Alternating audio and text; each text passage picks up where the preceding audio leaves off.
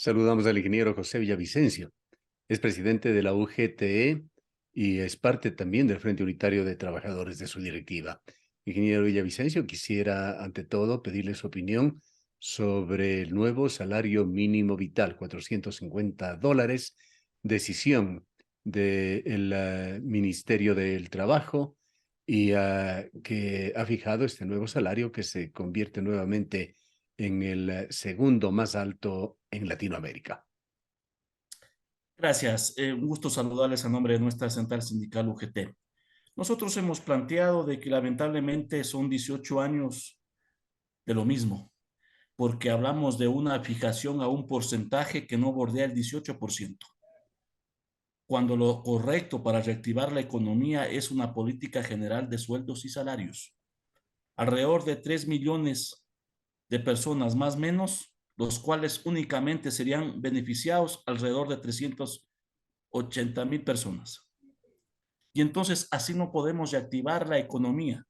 El gobierno lo que está haciendo es cumplir lo que ofreció en campaña, pero no toma en consideración el tema de la productividad, la inflación, el tema social, el tema económico. ¿Cómo recuperar el poder adquisitivo que se perdió antes de la pandemia y se agudizó con la pandemia? ¿Cuál era la propuesta, Entonces, ingeniero Villavicencio, de ustedes en la comisión de fijación de salario mínimo vital nosotros o hemos salario básico venido unificado que no funcionó, que delegó nuevamente al ministerio? Nosotros hemos planteado lo siguiente. Primero, política general de sueldos y salarios. Segundo, el tema de que funcionen las 21 comisiones sectoriales. ¿Qué pasa con esos sectores? Tercero, recuperar el poder adquisitivo de las personas. Cuarto, lo que establece la misma Constitución, que el salario tiene que ser de carácter progresivo hasta alcanzar el costo de la canasta básica familiar. En algunas ciudades, el costo de la canasta básica familiar bordea los $780. Pero Entonces, ¿cuál los era 400, su propuesta concreta? nosotros hemos venido planteando que por lo menos debería haber sido un incremento de $100, o sea, $525, si queremos recuperar la economía, si queremos recuperar el poder adquisitivo. Caso contrario, mire, ¿qué va a suceder? Hoy la gente que ya gana $450 tendrá que pagar más impuestos, pero no coge ni un solo centavo de incremento. Y entonces eso no está bien, cuando en el sector público más de 9 años los sueldos y salarios congelados. Lo correcto entonces era que, por última, esos 25 sean para todas las personas trabajadoras en nuestro país, tanto privadas como públicos. Y lamentablemente eso no ha ocurrido. ¿Qué pasa con esa comisión de salarios que nunca arroja resultados? Año a año se repite el mismo esquema. Lamentablemente no cambia desde el 2016 y obviamente se reúnen dos ocasiones a finales de noviembre o a inicios de diciembre y no se ponen de acuerdo, entonces define el gobierno a través del Ministerio del Trabajo, cuando lo correcto es de que el Consejo Nacional de Trabajo y Salarios funcione de manera tripartita y se reúna por lo menos cada 3 meses. Entonces, dos reuniones, no hay acuerdos, define el gobierno y no se toma en consideración varios aspectos para discutir la Bien. política de empleo y la política Ahora, salarial. en esta mañana hemos hablado con algún colega dirigente sindical. Nos ha indicado que el día 8 de diciembre habrá una demostración pública en el Ecuador. ¿Qué es lo que se va a hacer? ¿Qué alcance va a tener esto? ¿Y qué agenda aspiran a cumplir? Nos aprestamos en nuestro país a cumplir el Día de los Derechos Humanos, el 10 de diciembre. Y en nuestro país está en peligro la vida de los trabajadores, del pueblo ecuatoriano. Y por eso hemos convocado una jornada nacional en defensa de la vida, por el trabajo, por la seguridad, en contra de la delincuencia común y de la delincuencia organizada. Y frente a eso, entonces vamos a hacer esta jornada el próximo jueves 8 de diciembre en defensa de la vida. Respetar los derechos humanos significa garantizar educación, salud, empleo, salarios dignos. Y ¿Qué en esa características línea, tendrá esta entonces, jornada? ¿Será es una, solamente en Quito o se da en varias ciudades del país? es una jornada que vamos a plantear en las principales provincias de nuestro país, donde obviamente tendrá varias expresiones, plantones, movilizaciones, foros, porque obviamente es una fecha muy importante y más aún cuando hoy en nuestro país está en peligro la vida de los ecuatorianos. En concreto, ¿qué plantearían al gobierno? ¿Aspiran ustedes a alguna respuesta asimismo concreta? El gobierno debe atacar las causas. No se resuelve el problema diciendo que ya ha controlado las cárceles. Las causas que tiene que resolver el gobierno es educación, salud, empleo, seguridad. Y lamentablemente, en vez de fortalecer, de entregar más presupuesto para estos, atender el sector social, lo que ha hecho es reducir el presupuesto para el 2023 en educación, en salud. Y entonces el gobierno, lamentablemente, no ha cumplido, igual que la Asamblea, le quedan debiendo al pueblo ecuatoriano en el 2022. Vayamos al tema del Instituto Ecuatoriano de Seguridad Social, que ha sido materia de tratamiento también de usted personalmente y de los dirigentes sindicales. ¿Qué pasa con la no reestructuración de ese organismo? Entendemos que este día jueves había nuevamente una audiencia de acción de protección que ha sido postergada. Obviamente se ratifica que el gobierno está interesado en que los afiliados jubilados no tengamos nuestro vocal. Y digo esto porque es la Procuraduría General del Estado la que por segunda ocasión viene pidiendo que se difiera la audiencia de la acción de protección. Y entonces, ¿por qué hay intereses del gobierno? Porque hay un procurador general del Estado que lo pusieron, que lo posesionaron recién con una mayoría que tiene el Consejo de Participación Ciudadana que responde al gobierno. Y entonces no puede ser posible que en vez de que una jueza determine quién tiene la razón, quién ha violentado la Constitución, vienen dándole largas, porque tienen intereses. Y cuando esto se hace, está en juego la vida de las personas, porque no hay medicina, no hay médicos, no hay enfermeras. Ahora en el IES ni siquiera hay paracetamol. Y entonces el gobierno sigue jugando con la vida de jubilados, afiliados y pensionistas frente al Instituto Ecuatoriano de Seguridad Social. Nosotros hemos planteado claramente que aspiramos de que el 6 se ejecute la audiencia de la acción de protección porque sería inaceptable que vuelvan a prorrogar. ¿Qué pasa con aquella reforma que hizo la Asamblea Nacional a los estatutos del IES?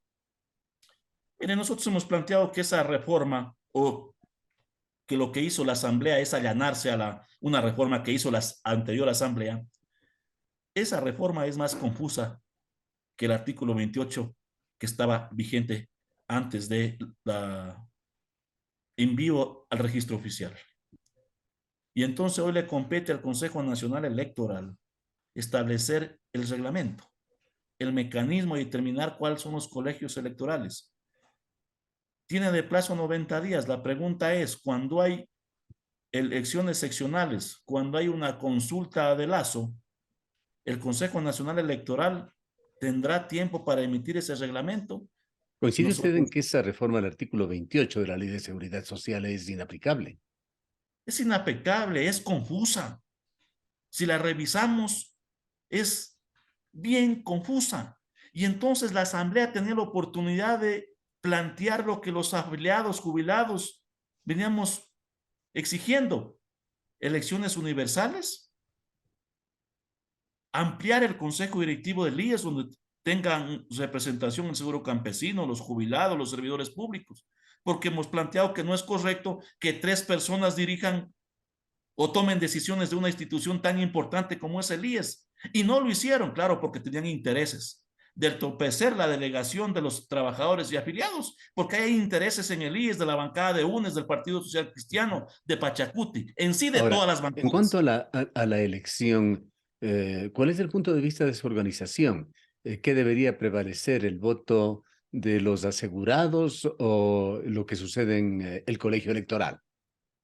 Tiene que prevalecer el voto de todos los afiliados y jubilados y pensionistas. Por eso nuestro planteamiento siempre ha sido elecciones universales. Entonces, todos los 450,000 jubilados tendrán la potestad de votar y los más de o menos de 3 millones de afiliados al Instituto Ecuatoriano de Seguridad Social. Eso es lo democrático, eso es lo correcto. Sin embargo, ahora dicen que todos podrán presentar candidatos, organizaciones o personas naturales con el 5% de respaldo. Pero ¿quién votará son los colegios electorales? ¿Quién Pero, determina pero eso? Es el Consejo un Nacional cinco por Electoral. ciento de respaldo, además, entendemos que significa aproximadamente 360.000 firmas que tendría que lograr un candidato. ¿Es esto viable? Es viable porque hay 450,000 jubilados, hay cerca de 3 millones de afiliados, es viable. Entonces, por eso decimos de que esa reforma es confusa y va a largas, o sea, 6 meses, 4 meses, y ahí van a tener los que han estado por más de 10, 12 años en el Instituto Ecuatoriano de Seguridad Social, más tiempo para seguir atracando los recursos del pueblo ecuatoriano. Bien, quisiera también ver un poquito más allá. ¿Qué es lo que va a suceder el próximo año? ¿Cómo se vislumbra el 2023? Hay ciertas advertencias que vienen haciendo ya los movimientos sociales, particularmente los indígenas, señalando que están vigilantes para que se cumpla con aproximadamente 220 acuerdos que se determinaron en las mesas de diálogo y al momento están insistiendo en esto de la condonación de deudas de la banca pública. ¿Qué es lo que va a pasar al respecto en el 2023? ¿Van ustedes a apoyar esta posición de los movimientos indígenas? El gobierno del encuentro tiene una política, yo te ofrezco y busca quien te dé. Entonces hablaban con bombos y platillos que han habido varios acuerdos. Sin embargo, el movimiento indígena el día de ayer anuncia de que esos acuerdos están incumpliendo. Y entonces los problemas del país no están resueltos. Nosotros hemos planteado que es correcto, que era adecuado que el movimiento indígena se siente, discuta sobre los problemas, pero no son los únicos problemas. Hay otros problemas que tenemos los ecuatorianos, que tenemos los trabajadores, que no han sido resueltos y que el gobierno no los ha atendido. Y entonces, evidentemente, que no únicamente respaldamos las acciones de los diferentes sectores, sino que somos parte de, a través de la organización, de la unidad y la lucha, seguir luchando porque se resuelvan los problemas más elementales de los ¿Tienen ecuatorianos. definida alguna estrategia para el año 2023?